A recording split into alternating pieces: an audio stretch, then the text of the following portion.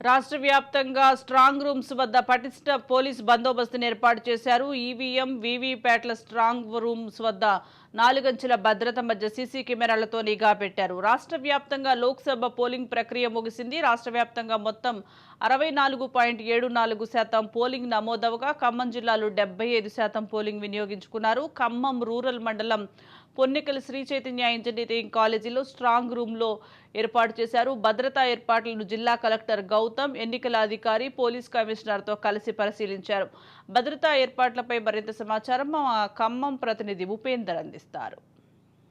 Parliament ఎన్నికలకు సంబంధించి అంటే ఓటింగ్ పూర్తయిన తర్వాత ఈవీఎంలోని స్ట్రాంగ్ రూమ్స్ తరలించారు. ఇక్కడ కట్టుదిట్టమైన భద్రత అయితే స్ట్రాంగ్ రూమ్లో అయితే పర్యవేక్షణ కొనసాగుతుంది. ఖమ్మం జిల్లాకు సంబంధించినటువంటి ఖమ్మం పార్లమెంట్కి సంబంధించినటువంటి ఈవీఎంలను కూడా స్ట్రాంగ్ రూమ్కి తరలించారు. ఇప్పటికే స్ట్రాంగ్ రూమ్లో ఎటువంటి భద్రతా ఏర్పాట్లు ఉన్నాయనే విషయాన్ని జిల్లా కలెక్టర్ మనతో ఉన్నారు. వారిని అడిగి అసలు అంటే ఇక్కడ బందోబస్తు ఏ విధంగా ఉంది అంటే ఆ విషయాన్ని వారి మాటలను అడిగి తెలుసుకున్నారు. చెప్పండి సార్, దాదాపుగా ఇప్పటికే జిల్లాకు సంబంధించినటువంటి ఈవీఎంస్ అన్ని కూడా ఇక్కడ తరలించడం జరిగింది.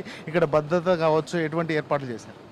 సో ఇక్కడ మనం ఈవీఎంస్కి 3 టైర్ సెక్యూరిటీ అనేది ఏర్పాటు చేయడం జరిగింది. మీరు ఇక్కడ చూస్తున్నారు సిఆర్పిఎఫ్ బలగాలు కూడా వచ్చినాయి.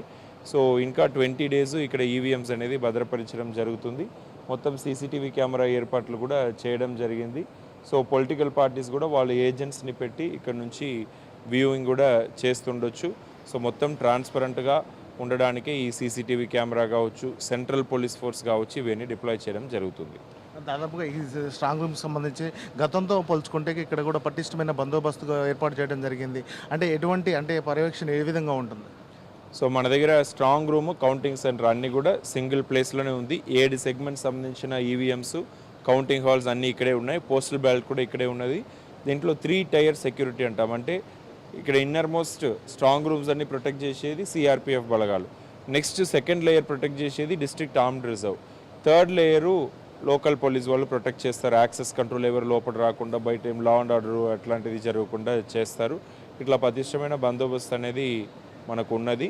అట్లానే పొలిటికల్ పార్టీస్ కూడా రెగ్యులర్గా ఇక్కడ పర్మిషన్ ఉంటుంది. వాళ్ళు క్యాండిడేట్స్ కూడా రెగ్యులర్గా ఇక్కడే కూర్చోవచ్చు. వాళ్ళకు ఇక్కడ షేడు, సీసీటీవీ అన్నీ కూడా అరేంజ్ చేశాము. సో మేము కూడా, నేను సిపి గారు కూడా రోజు కూడా విజిట్ చేస్తుంటాం. గతంతో పోల్చుకుంటూ కూడా ఈసారి కూడా అంటే పోలింగ్ ఎక్కువ కూడా పెరిగిన పరిస్థితి కనిపిస్తుంది. దీని గురించి మీరే ఉంటారు? సో ఈసారి మనకు 76.1% వచ్చింది. పర్సంటేజ్ పరంగా కూడా మనకు పెరిగింది. టోటల్ ఓటర్స్ పరంగా కూడా మనకు బాగానే పెరిగినారు.